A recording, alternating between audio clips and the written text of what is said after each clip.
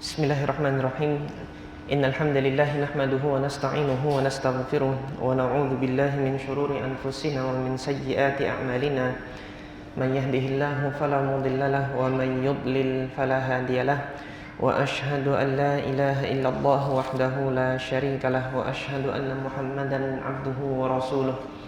Allahumma salli wa sallim wa barik ala Muhammadin wa ala alihi wa ashabihi wa man ihtada bihadihi wastanna bisunnatihi ila yaumiddin, amma ba'd. Alhamdulillah, jamaah salat maghrib Masjid Al-Ikhlas yang dirahmati oleh Allah Subhanahu wa taala.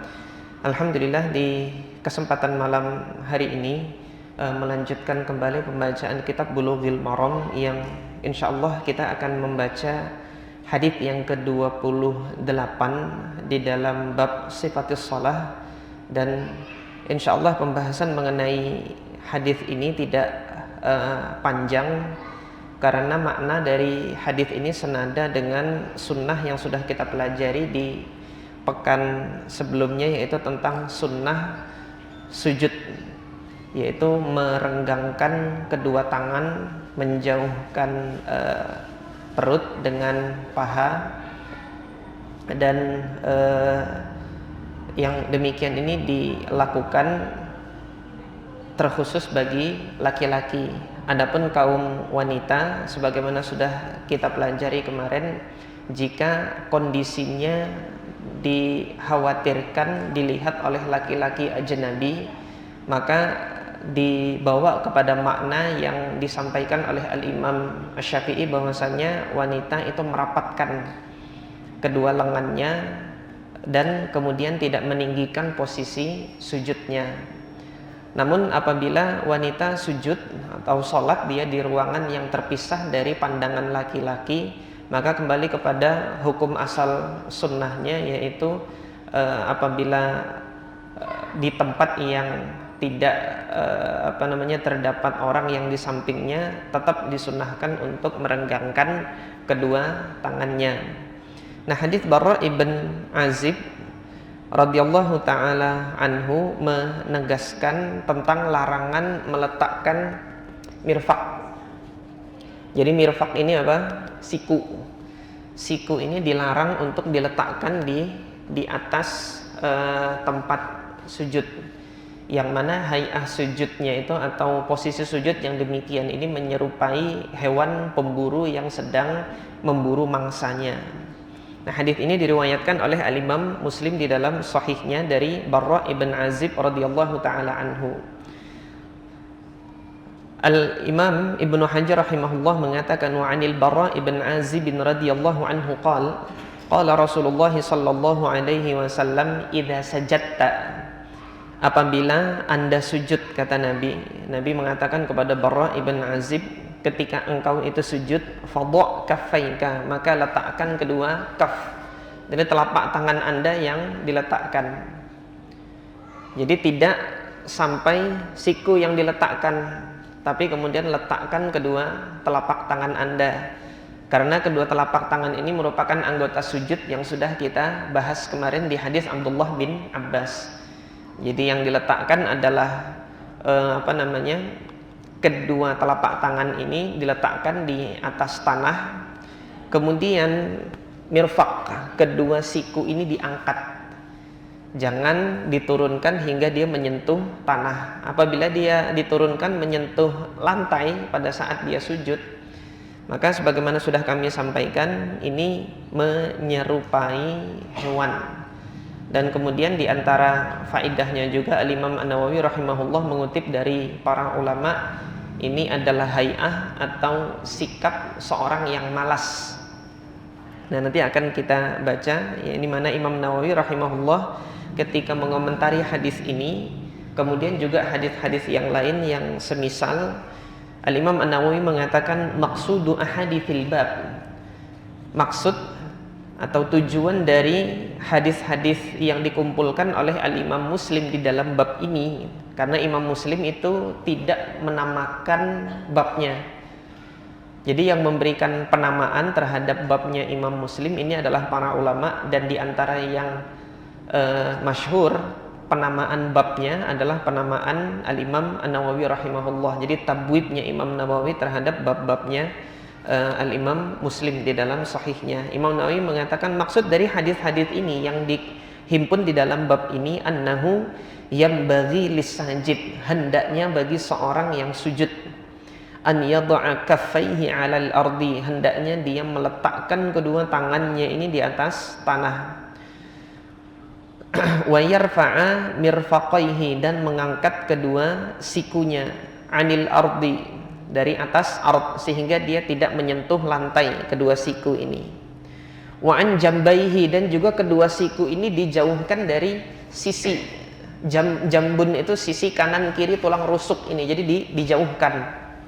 Wa an jambaihi raf'an balighan, dengan posisi yang tinggi sampai pada batas maksimalnya.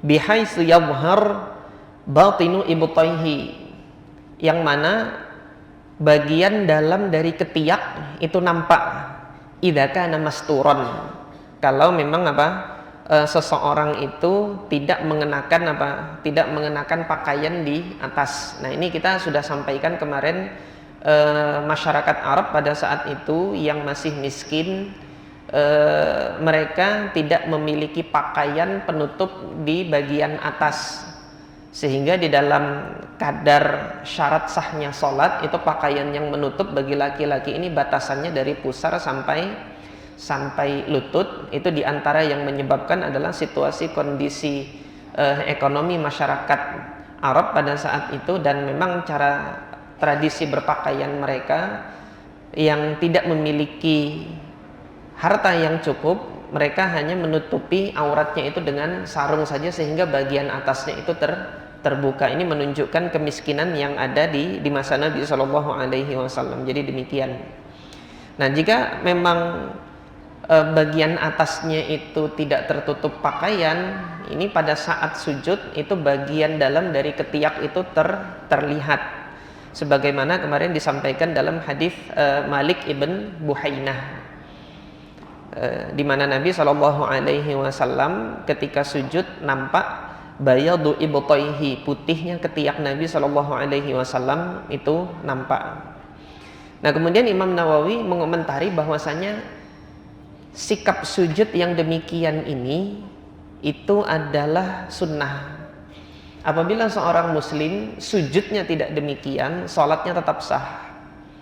Beliau mengatakan wa hadza adabun muttafaqun ala istihbabihi, ini adalah adab yang disepakati oleh para ulama, istihbabnya, anjurannya. Artinya perintah ini maksimal adalah anjuran, tidak sampai pada wajib. Falau tarakahu, ketika seorang yang sujud itu meninggalkan sikap sujud yang demikian, artinya dengan sujud meletakkan sikunya seperti hewan ini, sholatnya itu tetap sah, tetapi dia musian, melakukan suatu perkara yang buruk, murtakiban, melakukan pelanggaran terhadap apa yang dilarang oleh Nabi Shallallahu Alaihi Wasallam.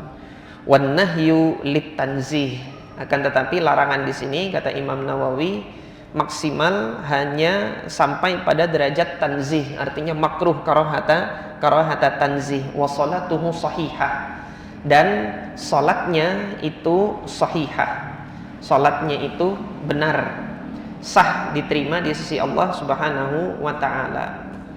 Nah, kemudian Al-Imam An-Nawawi rahimahullah mengutip dari para ulama, di antara hikmah diperintahkannya demikian karena sujud yang demikian ini akan menjauhkan seorang yang sujud itu dari sikap malas. Adapun pada saat meletakkan tangan ini beserta dengan sikunya, selain dia menyerupai hewan pemburu, iftirasas sabu', ini di hadis yang sebelumnya sudah pernah kita baca juga, di hadis Aisyah radhiyallahu anha, Rasulullah melarang dari iftirasas sabu', jadi menyerupai hewan yang pengganas atau pada saat dia sedang berburu. Jadi kalau antum melihat hewan-hewan buas yang sedang berburu itu, dia meletakkan tangannya itu kan munbasiton, meletakkan tangannya itu sampai di sikunya, itu mengendap-endap. Nah, ini satu, dilarang menyerupai hewan. Kemudian yang kedua, untuk menghindarkan seseorang dari sikap malas pada saat sholatnya. Ini diantara faidah yang disampaikan oleh para ulama sebagaimana dikutip oleh Al-Imam An-Nawawi dalam Syarah Sahih Muslim. Nah, dua hadis ini, yaitu hadis Malik ibn Buhainah dan kemudian hadis Barra ibn Azib, mengajarkan sifat atau adab di dalam sujud sebagaimana tadi diungkapkan oleh Al-Imam An-Nawawi. Adapun hadis yang selanjutnya masih berkenaan dengan sujud, namun berkenaan dengan posisi jari jemari ini bagaimana? Apakah dibuka lebar atau kemudian dirapatkan dengan dihadapkan ke arah kiblat? Nah, hadis ke-29 yaitu hadis Wa'il ibn Hujrin ini menjelaskan tentang posisi jari jemari pada saat sujud. Disunnahkan untuk dihadapkan ke arah kiblat, artinya dia dirapatkan. Istishaban bi asabi'ir rijl, untuk menyamakan kedudukan juga dengan posisi jari jemari kaki. Jari jemari kaki kan juga dihadapkan ke arah kiblat sebagaimana di dalam hadis Abu Humaid As-Sa'idi kemarin. Kita sudah membaca hadis Abu Humaid As-Sa'idi tentang sifat salat Nabi, juga di dalam hadis Aisyah, wastaqbala bi atrafi asabi'i rijlaihi al-qiblah. Rasulullah itu menghadapkan jari jemari kakinya itu ke arah kiblat. Maka diistishabkan, istishab itu dalil sahabat, artinya didampingkan dengan itu, maka jari jemari tangan juga diperlakukan demikian sebagaimana jari jemari kaki.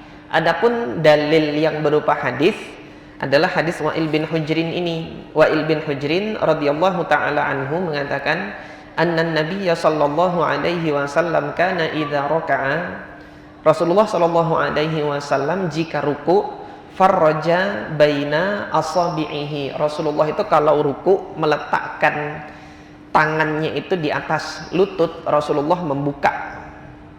Jadi jari jemarinya itu dibuka pada saat memegang lutut ini ketika sujud.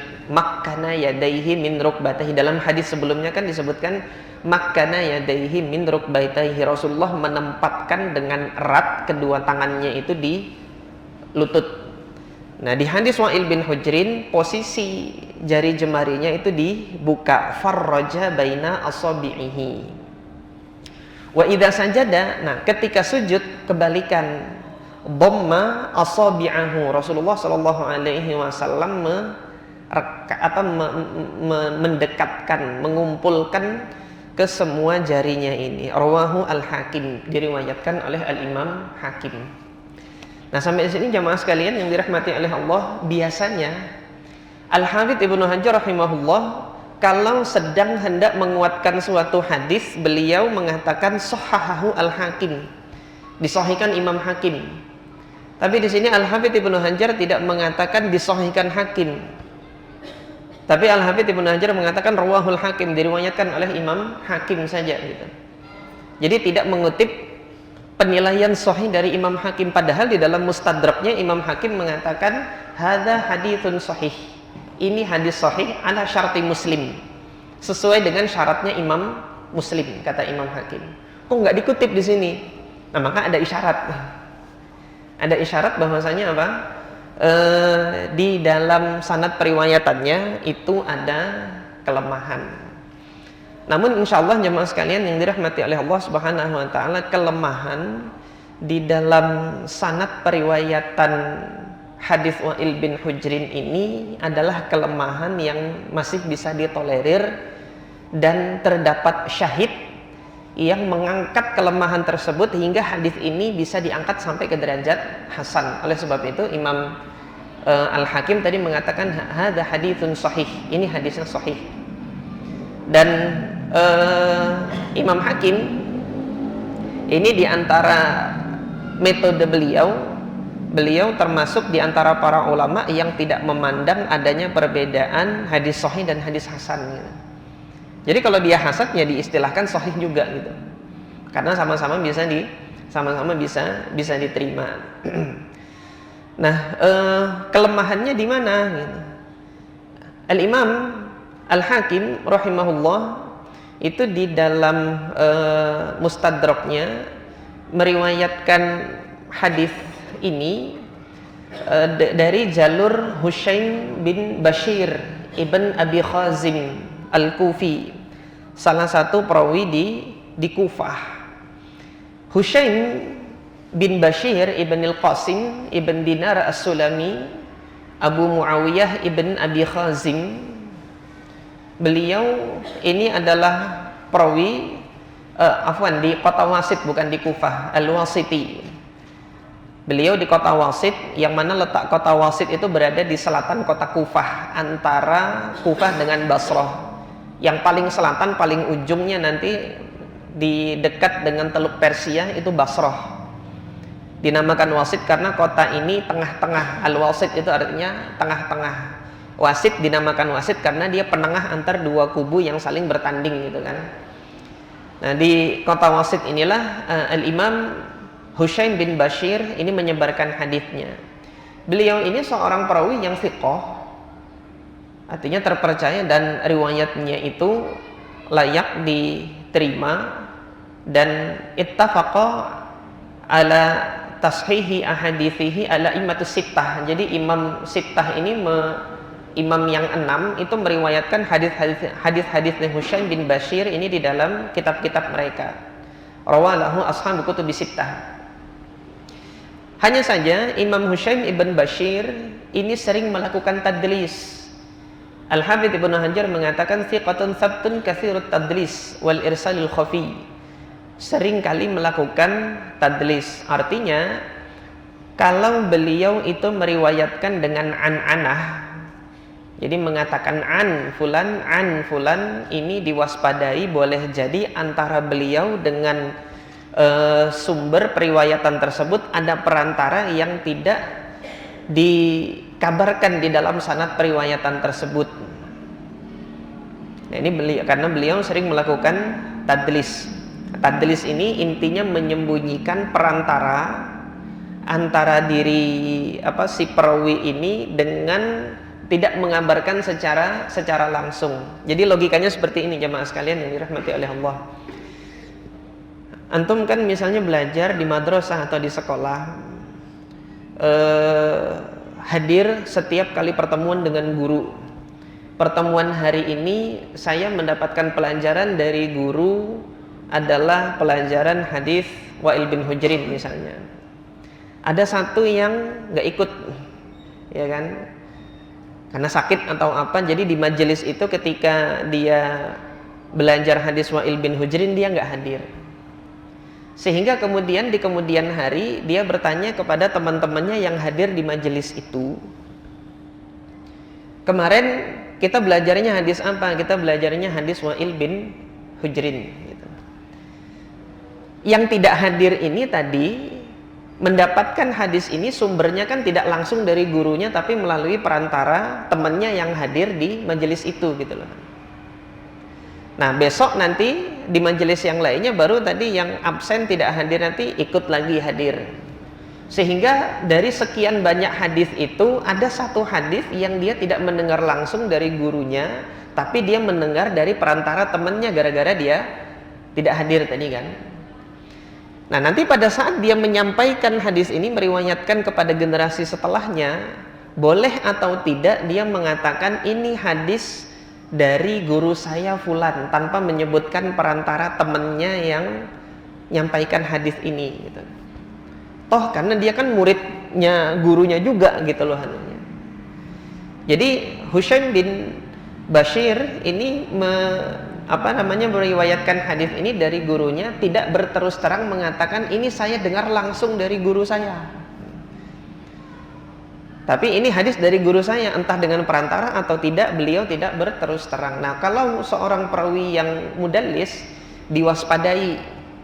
Ada perawi yang mudallis itu ketika dia tidak mengabarkan siapa perantaranya itu karena memang hendak menyembunyikan berkenaan si perantaranya ini hafalannya lemah misalnya. Makanya tidak dikabarkan, jadi hanya mengatakan an fulan dari gurunya ini tanpa menyebutkan perantara ini. Padahal memang benar ini hadis dari gurunya, cuma kan orang lain boleh curiga kalau namanya itu ditampakkan. Nah, jadi ini memang pelik permasalahan tadlis ini. Tadlis ini bagian dari pembahasan ilmu hadis dalam bab al-inqita' al-khafi namanya. Keterputusan sanad yang samar-samar. Jadi mungkin terputus sanadnya, mungkin bersambung sanadnya gitu loh. Sehingga perlu kajian yang lebih mendalam untuk memastikan ada tadlis atau tidak ada tadlis. Nah, alhamdulillah pada kesempatan kali ini kekhawatiran tentang adanya tadlis Hushaim bin Bashir ini tersingkirkan gitu kan. Kenapa? Karena Al-Imam Al-Baihaqi rahimahullah membawakan syahid. Jadi Al-Imam Al-Baihaqi itu membawakan syahid di dalam babnya ini dari sahabat Nabi yang lain dengan sanad yang sahih dari jalur Abu Ishaq As-Sabi'i dari Barra ibn Azib radhiyallahu taala anhu, dan sanadnya sahih bahwasanya Rasulullah sallallahu alaihi wasallam idza sajada fawadha'a yadayhi bil ard, dan ketika Rasulullah itu jika sujud meletakkan kedua tangannya di atas tangan, istaqbala bi kaffaihi wa asabi'ihi al-qiblah. Rasulullah itu menghadapkan kaf tangannya ini dan jari jemarinya itu ke arah kiblat. Sehingga hadis Barra ibn Azib ini tadi menepis kekhawatiran tentang adanya tadlis dari siapa? Dari Hushaim bin Bashir. Meskipun ya Hushaim bin Bashir itu melakukan tadlis dalam periwayatan yang sebelumnya yang menyatakan bahwasanya Nabi itu mendekatkan jari jemarinya pada saat sujud, dari yang mana jalurnya ini dari sahabat Wa'il bin Hujrin, telah dibenarkan dari jalur sahabat yang lain yaitu Barra ibn Azib bahwasanya memang benar Nabi itu pada saat sujud merapatkan jari jemari di kedua tangannya itu. Sehingga berdasarkan hal ini jamaah sekalian yang dirahmati oleh Allah Subhanahu wa taala, sunnah untuk merapatkan jari jemari tangan pada saat sujud ini sahih. Artinya secara riwayat Nabi SAW melakukan hal demikian. Kemudian penguat dari dalil itu adalah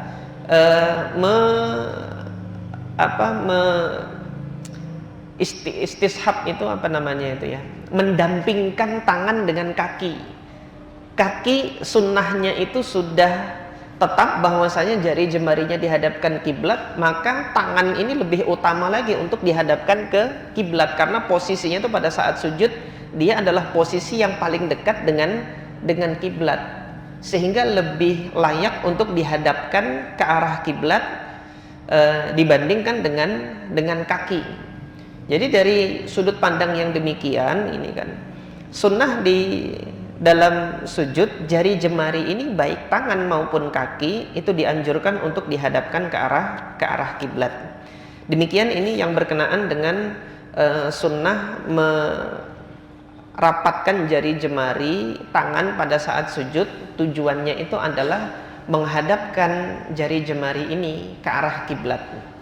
Jika demikian jemaah sekalian yang dirahmati oleh Allah Subhanahu wa taala, seluruh anggota tubuh ya yang dapat diarahkan ke arah kiblat, maka ini disunnahkan untuk dihadapkan ke arah kiblat. Contohnya apa? Kedua tangan ini ketika takbir. Sebagian kaum muslimin kan masih ada yang begini, gitu kan. Nah ini kedua tangan ketika takbir ya dihadapkan ke arah kiblat, karena kita mampu untuk menghadapkannya ke arah kiblat. Mengingat anggota-anggota tubuh yang lain seperti jari jemari ini diarahkan ke arah kiblat. Mana dari anggota tubuh kita itu yang mampu untuk diarahkan ke arah kiblat, maka dianjurkan untuk menghadapkannya ke arah kiblat. Allahu ta'ala a'lam. Hadis selanjutnya, hadis yang ke-30 tentang sifat duduk Nabi Sallallahu Alaihi Wasallam. Namun sifat duduk ini oleh para ulama dibawa maknanya kepada kondisi ketika seseorang itu sakit, sehingga dia tidak mampu untuk melipat kakinya, yaitu posisi duduk mutarabbi'an. Posisi duduk mutarabbi'an itu adalah posisi duduk bersila. Qala al-Hafidz Ibnu Hajar rahimahullahu an Aisyah radhiyallahu anha, diriwayatkan dari Aisyah radhiyallahu anha qalat, Ibunda Aisyah mengatakan, ra'aitu Rasulullah, aku melihat Rasulullah sallallahu alaihi wasallam yusalli mutarabbi'an, salat dengan posisi duduk tarabbu'. Posisi duduk tarabbu' itu disampaikan oleh para ulama sifatut tarabbu', yaitu sifat duduk tarabbu' itu adalah an yaj'ala batina qadamihi al-yumna, menempatkan bagian dalam dari telapak kaki kaki kanannya tahta al-fakhidh al-yusra. Jadi menempatkan qadam ini kan bagian telapak kaki yang bagian dalamnya ini itu diletakkan di bawah paha kiri. Ya, kalau antum bersila kan dia diletakkan di bawah paha kiri. Wa batina al-yusra, kemudian bagian dalam dari telapak kaki yang kiri ini diletakkan apa? Tahta al-yumna, di bawah paha yang sebelah kanan. Jadi memang bersilang ke dalam seperti itu anunya. Mutmainnan, dalam keadaan mutmainnan. Ini sifat duduk tarabbu yang dinukilkan oleh para ulama. Wa kaffaihi ala rukbataihi mufarraqan anamilahu karraqi'. Kemudian kedua tangannya itu diletakkan pada lutut dengan dibuka sebagaimana sikap rukuknya Nabi sallallahu alaihi wasallam. Wa hadhil qa'dah fi qu'udil marid li salatihi. Sifat duduk yang seperti ini dibawa maknanya kepada kondisi seseorang yang sakit ketika di dalam salat. Nah, jadi kita lihat dari konteks kalimat yang diungkapkan oleh Ibunda Aisyah radhiyallahu anha, ini bukan sifat duduk yang continue dilakukan oleh Nabi sallallahu alaihi wasallam.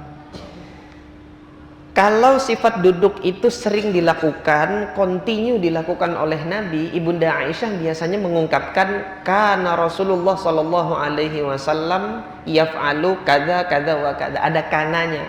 Dulu Rasulullah itu melakukan ini, dulu Rasulullah melakukan ini. Tapi di sini ra'aitu, ketika ra'aitu berarti munasabahnya, kesempatannya itu sekali dua kali, bukan merupakan kebiasaan Nabi Shallallahu Alaihi Wasallam. Ini yang bisa kita ambil pemaknaan dari hadis ini dari sisi konteks kalimat hadis ini.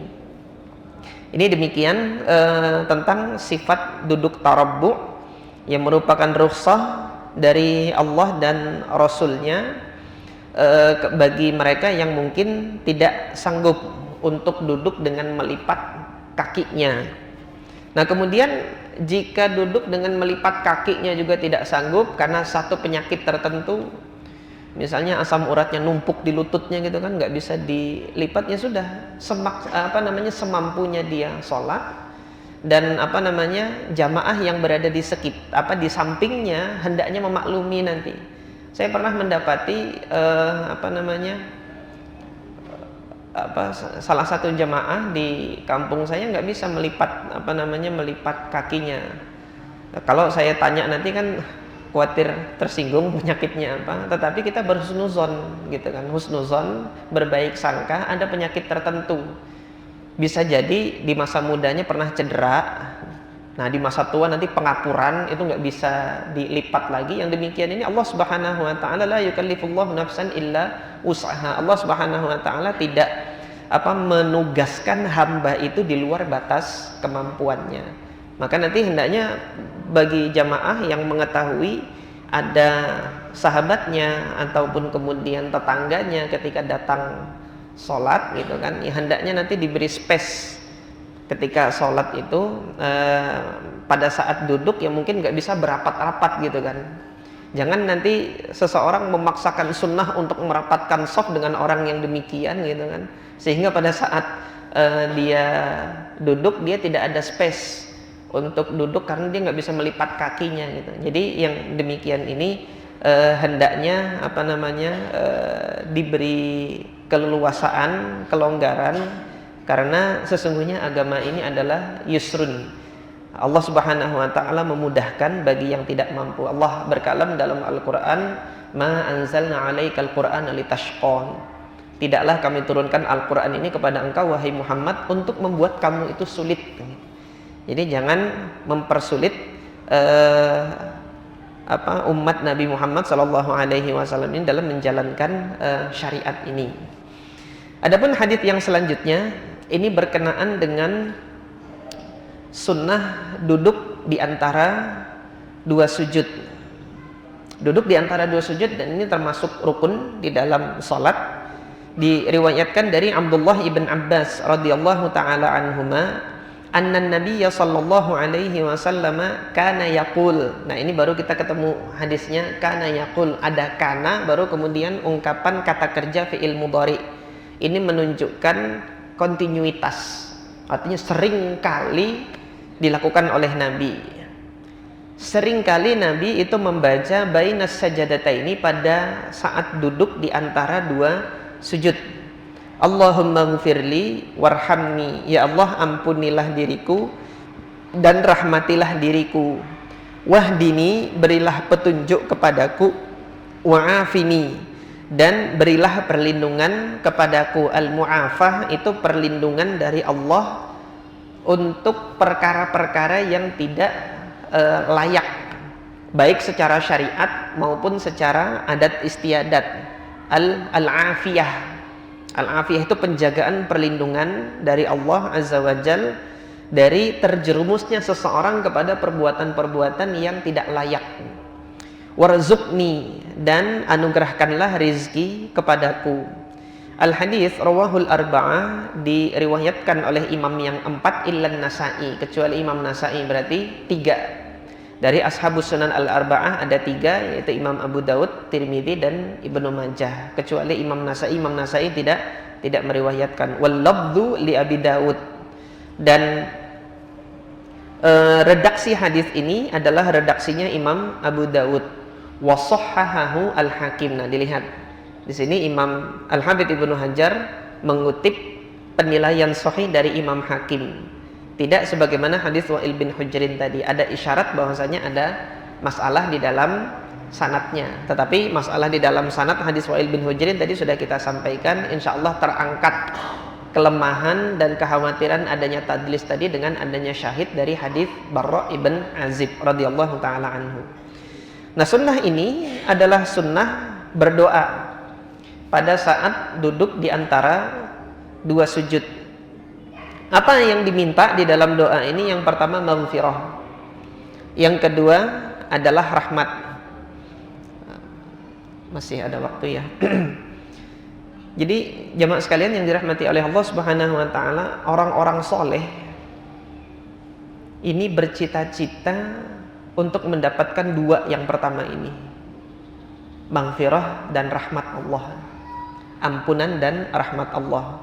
Nanti antum lihat di dalam doa-doa yang dipanjatkan oleh Nabi, serta kemudian doa-doa yang dipanjatkan oleh nabi-nabi sebelumnya, orang-orang soleh sebelumnya, itu tidak lepas dari permintaan maghfirah dan kemudian rahmat. Ketika Nabi Muhammad mengajarkan doa kepada Abu Bakar As-Siddiq, hadisnya di dalam Sahih Bukhari, kata Abu Bakar As-Siddiq apa? Alimni du'aan ad'u fi salati. ajarkan aku doa yang aku bisa mengucapkannya di dalam sholatku wahai Rasulullah. Maka Rasulullah ajarkan, Allahumma inni zalamtu nafsi zulman katsira. Ya Allah, aku orang yang telah melakukan kezaliman dengan kezaliman yang banyak. Allahumma inni zalamtu nafsi zulman katsira. Aku telah melakukan kezaliman terhadap diriku ini dengan kezaliman yang banyak. Wa illam taghfirli wa tarhamni faghfirli maghfiratan min indik faghfirli maghfiratan min indik. Ampunilah aku dengan ampunan dari sisi Engkau. Warhamni, dan rahmatilah aku.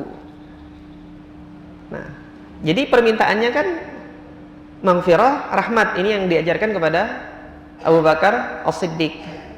Kemudian di dalam doa ini juga Rasulullah minta untuk pertama kali maghfirah dan kemudian juga rahmat. Nah, jadi cita-cita orang soleh itu adalah mendapatkan ampunan Allah dan kemudian juga mendapatkan rahmat dari Allah Subhanahu wa taala. Karena kedua hal inilah nanti yang menjadikan sebab seorang hamba itu mendapatkan ridha Allah dan kemudian masuk surga, ke dalam surga Allah. Dalam hadis yang lain Nabi SAW mengatakan, la yadkhulanna ahadukum bi'amalihi. Salah seorang dari tiap orang dari kalian itu tidaklah masuk surga hanya karena amal solehnya saja, gitu kan. Nah, wala anta ya Rasulullah, engkau juga tidak wahai Rasulullah, wala ana illa an yataghammadani Allahu bi rahmatihi wa fadli. Hanya saja Allah Subhanahu wa taala telah meliputi diriku dengan rahmatnya. Ketika Allah rahmat, sayang kepada hambanya, disitulah Allah menganugerahkan amal soleh kepada hambanya, gitu kan. Jadi maksud dari hadis ini ya, jangan hitung-hitungan matematika sama Allah. Ya Allah, aku kan sudah sholat malam ini, sudah sekian rakaat gitu lah anunya. Surga dong gitu kan. Kok kurang ajar kamu gitu kan. Tapi hendaknya Anda itu melakukan perbuatan baik, amal soleh ini untuk mengundang ridho Allah. Dari sekian amal soleh Anda itu, Anda nggak tahu mana nanti yang menjadikan amal soleh itu menjadikan Allah ridho kepada Anda gitu loh. Bukan nanti hitung-hitungan matematika, aku sudah banyak nih amal solehnya nih, pantas dong surga. Enggak, tidak demikian dengan Allah Azza wa Jal perhitungannya. Tapi dari sekian amal soleh kita berupaya untuk meminta ridho Allah. Kalau Allah sudah ridho, baru nanti kemudian dimasukkan. Kita kan sering disampaikan hadis yang seseorang itu masuk surga karena memberikan minum anjing sedikit, sepele gitu. Tapi itu yang menjadikan Allah ridho, fadakhalal jannah, dia masuk surga. Kemarin saya sampaikan di majelis yang lain, sahabat Nabi namanya Al-Akhnas ibn Syarik. Dulunya ini mencaci maki Nabi SAW pada saat masih di Mekah. Ini yang Allah kinayahkan di dalam Al-Quran itu dengan sebutan wala tuti' kulla hallafim mahin. Jangan kamu turuti orang-orang yang dia itu senang halaf, dikit-dikit sumpah, mahin, dan kemudian dia itu senang merendahkan, menghinakan, mencela.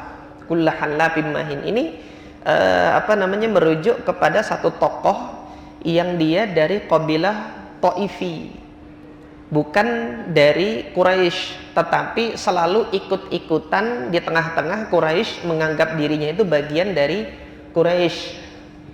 Yang Allah Subhanahu wa taala sebut di dalam Al-Qur'an itu zanim. Zanim itu mengaku dirinya bagian dari suatu kaum, tapi sejatinya dia bukan bagian dari kaum tersebut. Tapi subhanallah, Allah anugerahkan hidayah bagi tokoh ini. Pada saat Fathu Makkah dia masuk Islam. Mungkin sebagian akan bertanya-tanya gitu kan, ini dulu memusuhi Nabi, tapi kemudian ada yang Allah beri hadiah, dia dapat hidayah masuk Islam. Tapi ada yang memusuhi Nabi sampai akhir hayatnya nggak dikasih oleh Allah hidayah. Bahkan Abu Thalib seumur hidup melindungi Nabi Muhammad, mendukung dakwah Nabi Muhammad, tidak Allah kasih hidayah kepada beliau gitu kan. Nah ini jemaah sekalian yang dirahmati oleh Allah, jawabannya adalah boleh jadi gitu kan. Ada amal soleh yang orang banyak itu nggak tahu sehingga Allah ridho dengan hamba itu, kemudian Allah kasih hidayah bagi hamba itu. Nah berdasarkan penelusuran yang saya ketahui dari kitab-kitab Rijalul Hadith gitu kan, Akhnas ini adalah tokoh yang mengajak Bani Zuhrah untuk balik pulang ke Mekah, tidak jadi menyerang di Badr. Jadi pada saat pertempuran Badr itu kan sebenarnya pasukan Nabi itu tidak menyengaja untuk bertempur melawan pasukannya Abu Jahal. Tadi keluarnya 300 orang itu hanya untuk menghadang kafilah dagangnya Abu Sufyan. Karena jumlahnya 40, keluar 300 ini ya cukup aja gitu kan. 40 lawan 300 cukup. Ternyata Abu Sufyan minta backup pasukan dari Mekah, keluar 1.200 pasukan untuk membackup. Nah di tengah perjalanan Abu Sufyan kasih tahu, saya sudah lepas dari kejarannya Muhammad, kalian pulang saja, hartanya aman, gitu loh kata Abu Sufyan, harta kalian aman. Tapi Abu Jahal memang mau menyerahkan nyawanya hari itu gitu kan, memang Allah takdirkan dia harus wafat pada hari itu. Kepalang tanggung sudah keluar, lanjutkan gitu kan. Nah ketika lanjut, Akhdas ini adalah tokoh, ya sudahlah tujuan kita keluarkan untuk backup hartanya Abu Sufyan ini. Kalau sudah selamat, hartanya kita pulang. Ayo Bani Zuhrah pulang. Bani Zuhrah kemudian pulang 200 orang.